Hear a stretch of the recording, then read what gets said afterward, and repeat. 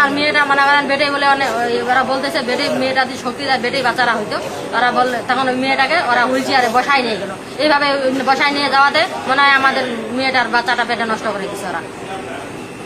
ওনাকে আমরা এখানে 5:30টাতে ভর্তি করেছি, করানোর পরে সিজার করার জন্য আর কি, সিজার করার জন্য ভর্তি করেছি 5:30টার দিক। 5:30টার ভর্তি করার পর আমরা রিপোর্ট আনে দিছি ডাক্তারের কাছে, এখানে রিপোর্ট আনে দিছি চেম্বারে রিপোর্ট আনে দেওয়ার পর চেম্বারে তারা দেখছে, দেখি তারা আধা ঘন্টা বা 1 ঘন্টা পরে যায় গেছে যা স্যালাইন লাগাইছে।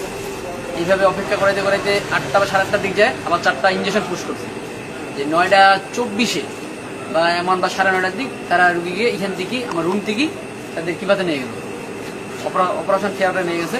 ওইখানে নিয়ে যাওয়ার পরে ওইখানেই আছে, কাউকে ঢুকতে দিচ্ছিল না, কাউকে বাইরে দিতে দিচ্ছিল না, ওইভাবেই তারা আছে। থাকার পরে ওরা ঠিক আমাদের 10টা চলে গেছে। আমরা যখন এখানে আসি তখন বাচ্চার হার্টবিট ছিল, ওদের অযত্নকারী বাচ্চাটা মারা গেছে। ভুল চিকিৎসা দেখেনি, ভুল চিকিৎসা তো অবশ্যই কোনো ডাক্তারই দেখেনি। নার্স দিছে নাকি? না, ডাক্তার চিকিৎসা দেন, এখানে তোমার নার্স চিকিৎসা দিছে।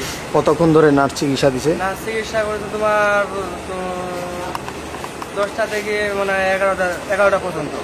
আচ্ছা, মৃত্যুর কারণটা আপনারা কি মনে করতেছেন?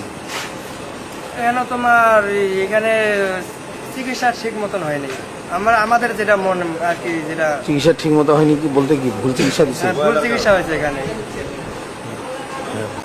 পরে ব্যথা উঠছে না, ব্যথা ওনার ছিল। ব্যথার কারণ হচ্ছে যে ফুল ডাইলেট যেহেতু হয়ে গেছে, মানে জ্বরের মুখ খুলে গেছে, এক্ষেত্রে তো ব্যথা ছাড়া জ্বরের মুখ খোলা সম্ভব না।